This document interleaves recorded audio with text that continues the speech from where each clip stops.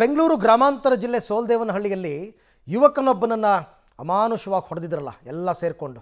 ಅದೇ ರೇಣುಕಾಸ್ವಾಮಿ ಕೊಲೆ ಪ್ರಕರಣದ ಮಾದರಿ. ಆ ಪ್ರಕರಣಕ್ಕೆ ಈಗ ಒಂದು ಬಿಗ್ ಟ್ವಿಸ್ಟ್ ಕೊಟ್ಟಿದ್ದಾರೆ ಪೊಲೀಸರು. ಏನು ಅಂತ ನೋಡೋಣ.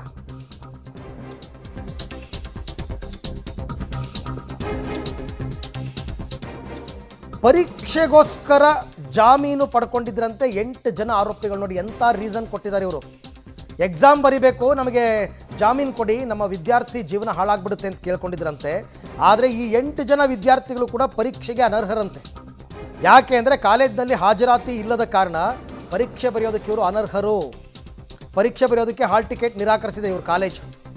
ಹಾಗಾಗಿ ಇವರಿಗೆ ಕೊಟ್ಟಿರುವ ಮಧ್ಯಂತರ ಜಾಮೀನನ್ನು ವಜಾ ಮಾಡುವಂತೆ ಪೊಲೀಸರು ಮನವಿ ಮಾಡಿಕೊಂಡಿದ್ದಾರೆ ಕೋರ್ಟ್ಗೆ. ಸುಳ್ಳು ಹೇಳಿ ಜಾಮೀನು ಪಡೆದಿದ್ದಾರೆ ಅಂತ ಕೋರ್ಟ್ಗೆ ಪೊಲೀಸರು ಮಾಹಿತಿಯನ್ನು ಕೊಟ್ಟಿದ್ದಾರೆ. ಎಕ್ಸಾಮ್ ಅಂದಾಗ ಸಾಮಾನ್ಯ ಏನು ಪಾಪ ಅವರ ಭವಿಷ್ಯ ಹಾಳಾಗಬಾರ್ದು ಅನ್ನೋ ಕಾರಣಕ್ಕೆ ಒಂದು ಮಧ್ಯಂತರ ಬೇಲ್ ಕೊಟ್ಟಿದ್ದಾರೆ. ಬಟ್ ಇವ್ರು ಯಾರು ಕಾಲೇಜ್ಗೆ ಹೋಗಿಲ್ಲ, ನೆಟ್ಗೆ ಇವ್ರಿಗೆ ಅಟೆಂಡೆನ್ಸೇ ಇಲ್ಲ.